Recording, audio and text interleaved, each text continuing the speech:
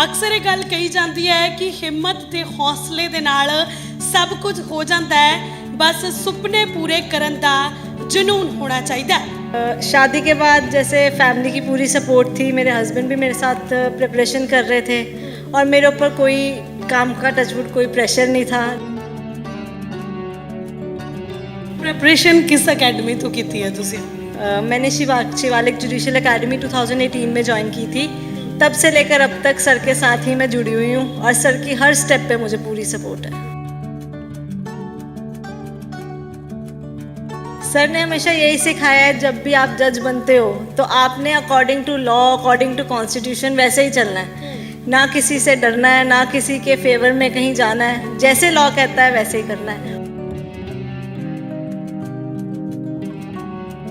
जब मेरा इंटरव्यू 5 सितंबर को हो गया था तो हमें था कि 23 को लास्ट है, तो उसके 5-6 दिन बाद आ जाएगा। बट जब रिज़ल्ट नहीं आ रहा था तो मेरे को ये था कि पता नहीं रिज़ल्ट आना है कैसा आना है। तो मैं सारी टेंशन छोड़ के मैंने अपनी ये सोचा कि मैं अब थोड़ा देर अपनी इन एग्ज़ाम से थोड़ा सा परे होके अपनी लाइफ थोड़ी सी करूँगी। बट जैसे ही मैं इस चीज़ में जाने लगी तो रिज़ल्ट आ गया, तो अब फिर मैं यहीं पे हूँ।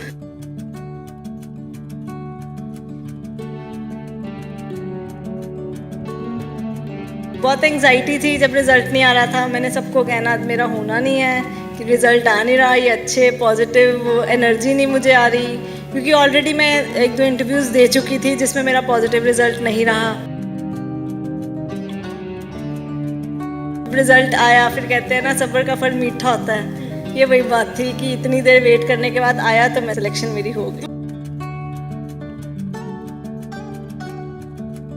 जब मेरा रिज़ल्ट आया मैंने सबको बताया, सब तो डांस करने लगे। मुझे समझ नहीं आया मैं कैसे अपने आप को एक्सप्रेस करूं। रोने लग गए सब, खुशी के आंसू थे। मतलब हर तरह की खुशी मैंने देखी उस टाइम पे। जब मेरा फर्स्ट टाइम नहीं हुआ था मैं बहुत रोई थी। तो मुझे तब पता था मेरा नहीं होगा, मेरे मेंस में मार्क्स कम थे। बट सर ने मुझे बड़ा मोटिवेट किया और मेरे हस्बैंड ने मुझे बहुत पुश किया इस चीज़ में।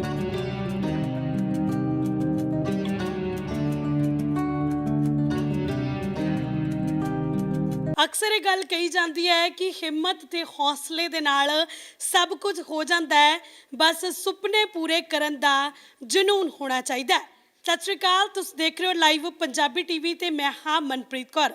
ते अज असीं तुहाडी मुलाकात पंजाब दी एक अजिही धी दे नाल करवाउण जा रहे हां जिसने अपनी हिम्मत ते हौसले दे नाल अपना मुकाम हासिल किया है। पेकिਆਂ ਦੇ घर लॉ की पढ़ाई की ते विआह तो बाद अपने जज बनने का सुपना साकार किया। मैं गल कर रही हाँ अंकिता गर्ग होना दी, जो कि हरियाणा दे विच हुण बतौर सिविल जज कम जुडिशियल मैजिस्ट्रेट अपनियां सेवावां निभाउणगे तां चुने गए ने। आओ गलबात करदे आ मैम होना दे नाल ते जाणदे आ कि किवें दा रहा ओवरऑल सफ़र इन्हां दा, किहड़ियां-किहड़ियां मुश्किलां दा सामना करना पिया ते आखिरकार इस पंजाब दी धी ने किवें अपने सुपने नूं साकार किया। सत श्री अकाल मैम, बहुत बहुत स्वागत है जी। Thank you so much. सब तो पहला तो बहुत बहुत मुबारकां कि अपना सुपना पूरा कर लिया तुसी। हाँ जी, बहुत बहुत बहुत शुक्रिया इस चीज़ के लिए। ते मैम मैं पूछना चाहूँगी कि ये जज बनने का सुपना पहला तो ही सीगा या फिर ब्याह तो बाद ही मन दे विच आया कि नहीं हुण मैं जज बन जाना? नहीं, जब मैं लॉ कर ही रही थी ना उस टाइम के दौरान मुझे था कि मैंने जब मैं जजमेंट्स पढ़ती थी कि कैसे जजेस अपना माइंड लगा के इंसाफ देते हैं, तो तब से ही मेरा सपना था कि मैंने लॉ की में जुडिशरी करनी है। तब मैंने 2014 में शुरू भी की, बट फिर मेरी शादी हो गई। बट उसके बाद मेरी फैमिली की बहुत सपोर्ट थी और मेरे हस्बैंड की बहुत सपोर्ट थी मुझे, और फिर उसके बाद मैंने ये अपना सपना पूरा कर बड़ा लिया। बड़ा रहिंदा कहंदे कि विआह तो बाद अक्सर लड़कियां ਜਿਹੜੀਆਂ ने सहुरा परिवार ਦੇ अकॉर्डिंग ਚੱਲਦੀਆਂ ਨੇ ਹਨਾ, ਜਿਵੇਂ ਸੱਸ ਸਹੁਰੇ ਨੇ ਕਹਿਤਾ, ਹਸਬੈਂਡ ਨੇ ਕਹਿਤਾ, ਉਦਾਂ ਹੀ ਚੱਲਣਾ ਪੈਂਦਾ। ਤੇ ਫਿਰ ਕਿਵੇਂ ਦਾ ਐਕਸਪੀਰੀਅੰਸ ਰਿਹਾ, ਫੈਮਿਲੀ ਨੇ ਕਿੱਦਾਂ ਸਪੋर्ट ਕੀਤੀ ਤੁਹਾਨੂੰ? शादी के बाद जैसे फैमिली की पूरी सपोर्ट थी, मेरे हस्बैंड भी मेरे साथ प्रिपरेशन कर रहे थे और मेरे ऊपर कोई काम का टचवुड कोई प्रेशर नहीं था। मेरी मदर इन लॉ ने मुझे बहुत सपोर्ट किया, मेरी सिस्टर इन लॉ ने मुझे बहुत सपोर्ट किया, मेरे फादर इन लॉ ने कभी किसी चीज़ में, अब मेरी शादी को 4 साल हो चुके हैं, बट मुझे नहीं लगता कि मेरे ऊपर कभी काम का कोई प्रेशर था या कुछ था। मैंने ऐसे ही अपनी कंटिन्यू की, ना मेरे कभी स्टडी आवर्स को बोला कि हाँ बहुत टाइम लगा दिया या बहुत ये है। मुझे बहुत सपोर्ट रही है इस चीज़ में, मैं बहुत लकी रही हूँ। प्रिपरेशन किस अकेडमी तो की है तुसी अपनी? मैंने शिवालिक जुडिशल एकेडमी 2018 में ज्वाइन की थी। तब से लेकर अब तक सर के साथ ही मैं जुड़ी हुई हूँ और सर की हर स्टेप पे मुझे पूरी सपोर्ट है।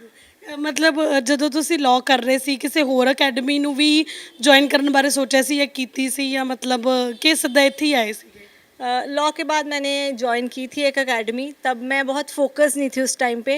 बट शादी के बाद जब मेरे हस्बैंड ने पहले ये ज्वाइन की थी सीए इंस्टीट्यूट, उनकी सपोर्ट के साथ फिर मैंने ये इंस्टीट्यूट ज्वाइन किया और उसके बाद सर ने मेरा पूरा इस चीज़ में साथ दिया है। ਤੇ ਮੈਂ ਪੁੱਛਣਾ ਚਾਹੂੰਗੀ ਕਿ ਇਟਸ ਵੈਰੀ ਡਿਫਿਕਲਟ ਕਿ ਬੀਇੰਗ ਤੁਸੀਂ ਜੱਜ ਬਣ ਕੇ ਜਦੋਂ ਕੁਰਸੀ ਤੇ ਬੈਠਦੇ ਹੋ ਇਨਸਾਫ ਦੇਣਾ ਹੁੰਦਾ ਹੈ, ਤਾਂ ਬੜਾ ਕੁਝ ਸੋਚ ਸਮਝ ਕੇ ਚੀਜ਼ਾਂ ਕਰਨੀਆਂ ਪੈਂਦੀਆਂ ਕਿ ਕਈ ਵਾਰੀ ਬੰਦੇ ਨੂੰ ਖੁਦ ਨੂੰ ਲੱਗਦਾ ਕਿ ਮੇਰਾ ਕੋਈ ਡਿਸੀਜਨ ਗਲਤ ਨਾ ਹੋ ਜੇ, ਹਨਾ? ਤਾਂ ਫਿਰ ਕਿਵੇਂ ਸਰ ਨੇ ਕੁਝ ਹੋਰ ਟੈਕਨੀਕਸ ਤੁਹਾਨੂੰ ਦੱਸੀਆਂ ਕਿ ਮਤਲਬ ਜਦੋਂ ਕਿਸੇ ਨੂੰ ਇਨਸਾਫ ਦੇਣਾ ਜਾਂ ਕੋਈ ਕਿਸੇ ਵੀ ਚੀਜ਼ ਨੂੰ ਅੱਗੇ ਪਰਸਿਊ ਕਰਨਾ ਤੇ ਮਤਲਬ ਕਿਵੇਂ ਉਹਦੇ ਲਈ ਤੁਸੀਂ ਸੋਚਣਾ ਹੈ?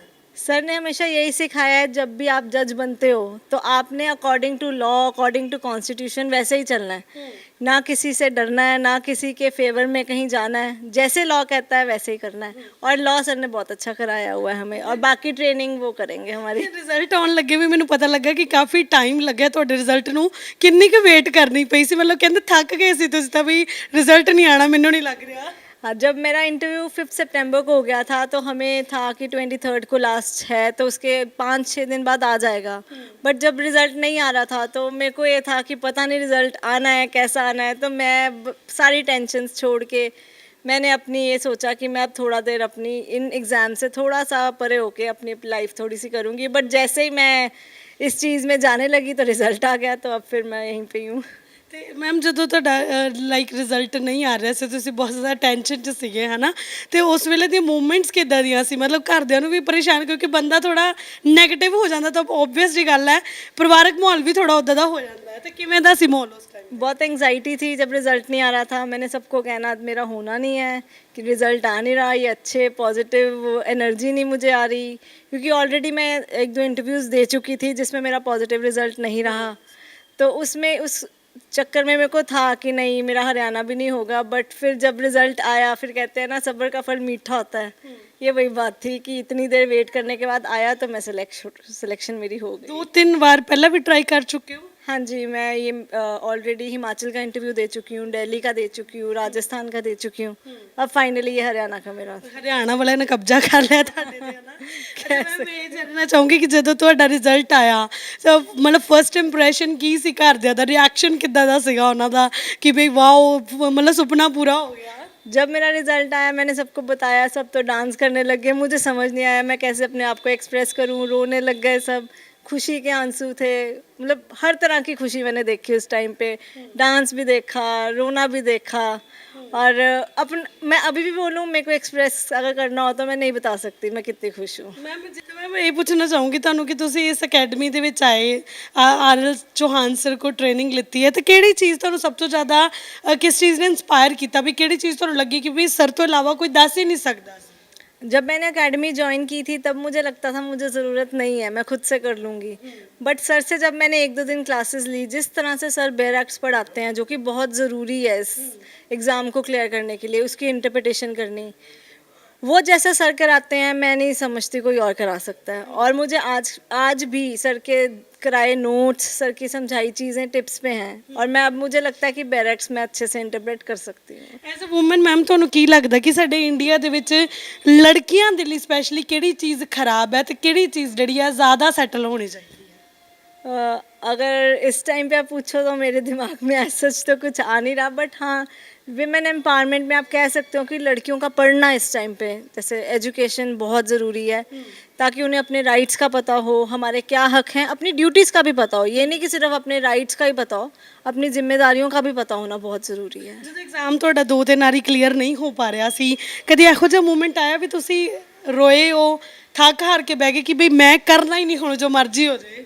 बहुत, जब मेरा फर्स्ट टाइम नहीं हुआ था मैं बहुत रोई थी। मुझे तब पता था मेरा नहीं होगा, मेरे मेंस में मार्क्स कम थे। बट सर ने मुझे बड़ा मोटिवेट किया और मेरे हस्बैंड ने मुझे बहुत पुश किया इस चीज़ में। मतलब मैंने कभी मेरे को हिम्मत नहीं हारने दी। मेरे को लगता था नहीं अब बस बट आज भी मेरे में ये चीज़ है, अगर मेरा ये ना होता मैं फिर से एग्ज़ाम ज़रूर देती। ਮਤਲਬ ਕਹਿੰਦੇ ਨਾ ਕਿ ਇੱਕ ਕਾਮਯਾਬ ਬੰਦੇ ਦੇ ਪਿੱਛੇ ਇੱਕ ਔਰਤ ਦਾ ਹੱਥ ਹੁੰਦਾ ਹੈ ਤੇ ਅਸੀਂ ਮਤਲਬ ਇਹ ਵੀ ਕਹਿ ਸਕਦੇ ਹੋ ਹੁਣ ਕਿ ਵੀ ਇੱਕ ਕਾਮਯਾਬ ਔਰਤ ਦੇ ਪਿੱਛੇ ਪੂਰੀ ਫੈਮਿਲੀ ਦਾ ਹੱਥ ਹੋਣਾ ਚਾਹੀਦਾ। बिल्कुल बिल्कुल, मेरी पूरी फैमिली, मेरी पैटर्नल फैमिली, मेरी इन लॉज की फैमिली, सर का, मेरे हस्बैंड का पूरा पूरा हक है इस चीज़ में। ये सिर्फ मेरी अकम्पलिशमेंट नहीं है, ये सबकी अकम्पलिशमेंट है, सबका एफर्ट है। ਜਿੰਨੀਆਂ ਵੀ ਮੈਮ ਵੂਮਨਸ ਤੁਹਾਨੂੰ ਦੇਖ ਰਹੀਆਂ ਨੇ ਬਹੁਤ ਸਾਰੀਆਂ ਅਜਿਹੀਆਂ ਹੋਣਗੀਆਂ ਜਿਨ੍ਹਾਂ ਦੇ ਵਿੱਚ ਉਹ ਪ੍ਰੋਪਰ ਹਿੰਮਤ ਨਹੀਂ ਹੈ, ਕੌਨਫੀਡੈਂਸ ਨਹੀਂ ਹੈ, ਥੱਕ ਹਾਰ ਕੇ ਬੈਠੀਆਂ ਹੋਈਆਂ ਨੇ, ਤਾਂ ਉਹਨਾਂ ਲਈ ਕੀ ਮੈਸੇਜ ਹੈ, ਕੀ ਕਹਿਣਾ ਚਾਹੋਗੇ? मेरा मैसेज उनके लिए यही है कि अपने में विश्वास रखो, कभी ये मत किसी को अपने ऊपर हावी ना होने दो कि तुम नहीं कर सकते। तुम्हें लगता है तुम कर सकते हो तो उस चीज़ को कभी अपने ऊपर वो मत आने दो। अपने पे विश्वास बहुत ज़रूरी है, चाहे वो कोई भी इंसान हो, विमेन हो, मेल हो, अपने पे विश्वास बहुत ज़रूरी है। Thank you so much ma'am. ਤਾਂ ਬਿਲਕੁਲ ਇਹ ਸਨ ਮੈਡਮ ਅੰਕਿਤਾ ਗਰਗ ਜਿਨ੍ਹਾਂ ਦੇ ਨਾਲ ਅਸੀਂ ਗੱਲਬਾਤ ਕੀਤੀ ਹੈ ਤੇ ਇਹਨਾਂ ਵੱਲੋਂ ਤੁਹਾਨੂੰ ਦੱਸ ਦਈਏ ਹੁਣ ਬਤੌਰ ਜਿਹੜੇ ਨੇ ਸਿਵਲ ਜੱਜ ਕਮ ਜੁਡੀਸ਼ੀਅਲ ਮੈਜਿਸਟ੍ਰੇਟ ਦੀ ਜਿਹੜੀ ਸੇਵਾ ਹੈ ਹਰਿਆਣਾ ਦੇ ਵਿੱਚ ਜਿਹੜੀ ਹੈ ਇਹਨਾਂ ਦੇ ਵੱਲੋਂ ਨਿਭਾਈ ਜਾਏਗੀ। ਤਾਂ ਵਾਕਈ ਜਿਵੇਂ ਗੱਲਬਾਤ ਕੀਤੀ ਹੈ ਕਿ ਪਰਿਵਾਰਕ ਸਪੋਰਟ ਜਿਹੜਾ ਹੈ ਬਹੁਤ ਜ਼ਿਆਦਾ ਰਿਹਾ, ਟੀਚਰਸ ਦਾ ਸਪੋਰਟ ਬਹੁਤ ਜ਼ਿਆਦਾ ਰਿਹਾ ਜਿਨ੍ਹਾਂ ਨੇ ਪੜ੍ਹਾਇਆ ਹੈ, ਜਿਨ੍ਹਾਂ ਨੇ ਟ੍ਰੇਨਿੰਗ ਦਿੱਤੀ ਹੈ। ਇਸ ਦੇ ਨਾਲ ਨਾਲ ਮੈਮ ਦਾ ਕਹਿਣਾ ਕਿ ਉਹਨਾਂ ਦੇ ਹਸਬੈਂਡ ਦਾ ਬਹੁਤ ਜ਼ਿਆਦਾ ਸਪੋਰਟ ਰਿਹਾ, ਬਹੁਤ ਜ਼ਿਆਦਾ ਸਪੋਰਟਿਵ ਰਹੇ ਨੇ।